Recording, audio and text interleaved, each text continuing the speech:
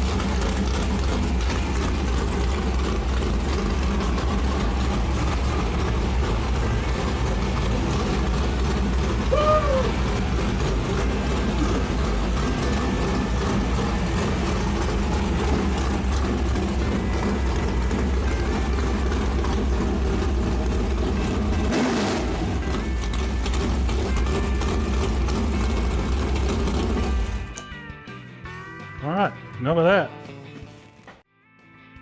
Man, that engine sounded good. Sure did wake up the neighbors. What I want to do now is go through a breakdown of that engine from the oil pan all the way up to the intake. I'm gonna give you the cost and some part numbers. And if you want to recreate it, this beast for yourself, you'll be able to do so. All right, let's get into it. All right, let's start with the oil pan. It's an 88 289 Cobra oil pan. Original style. It came on a lot of the FIA Cobras and a lot of the road racing Cobras. It's 8 quarts, it's about 7.5 inches deep, and costs about $550. It's internally baffled for road racing, which is what I intend to use the car for. Next, we have the meat and potatoes of the build, which is the short block components. We're going to start with the block, which is a World Products Manivore small block Ford block. It is a big bore, 4125 bore. It does have the 4-bolt splayed main caps that are billet. It also has provisions for 6-bolt heads. It's insanely strong and more than capable of doing what I want to do with it.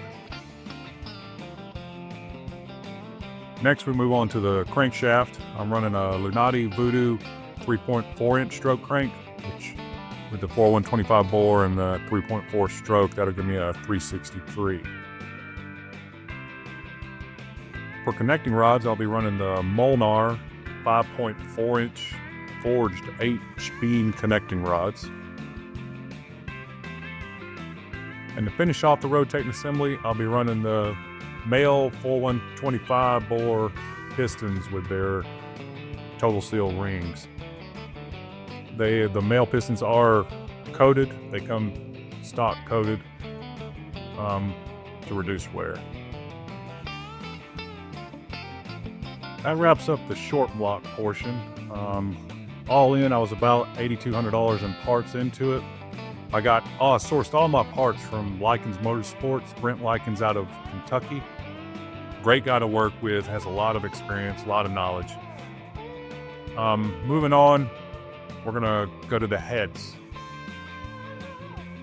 For cylinder heads, I went with Trick Flow Twist to Wedge 225R heads. Now, talking with Brent, I did have a goal in mind. I wanted a car that could spin to 8,000 RPMs.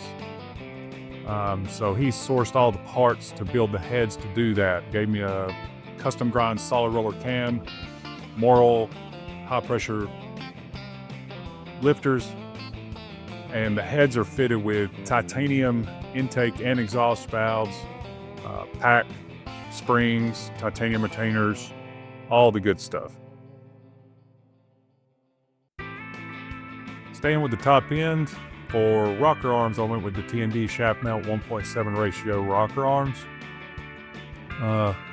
Should keep things stable at the higher RPMs I plan to run. Moving to the front of the engine, I'm running the Jones Racing accessory drive kit. It's basically, I got the Edelbrock Circle Track water pump and the high RPM mini alternator, one wire alternator. Now we get to the centerpiece of this hot rod, the Kinsler stack injection. It is electronic fuel injection, so it does have fuel rails. It's custom made per order. I had to give them all the dimensions of the cylinder head port, the length of the port runners, how many RPMs I planned on spinning, what type of cam. I mean, all the specs you can think of I had to give to them. And they gave me a printout of the different stack heights, what type of torque numbers or horsepower numbers I'd see depending on how tall the stacks were. They originally give you a printout and say, this is what the perfect stack to run to give you the best power band, and that turned out to be about a 5-inch stack, I think. But due to hood restraints, I had to cut mine down to 3.5 inch, which ironically gives you peak horsepower. It does kick some torque a little bit, but it looks insane. And the revs, it revs to the moon instantly. Well, that wraps up most of the parts you're going to need to build this engine, or the bulk of the parts. Now we're going to get to the price, which I'm sure everybody's wanting to know. For all the parts I've mentioned so far, we're about $23,500 into it. Now that doesn't include all the miscellaneous things, the gaskets, the bolts, the timing cover, the balancer, things like that.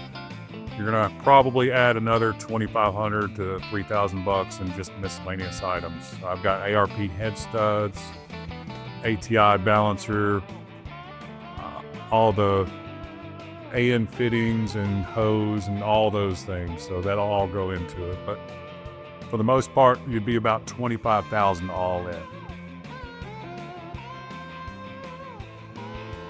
Well, that about wraps up this video. I hope you enjoyed it. If you did, like and subscribe and hit that bell so you know when the next video comes out. I'm gonna try and put one out every Saturday. Follow along with my Cobra build. See you then.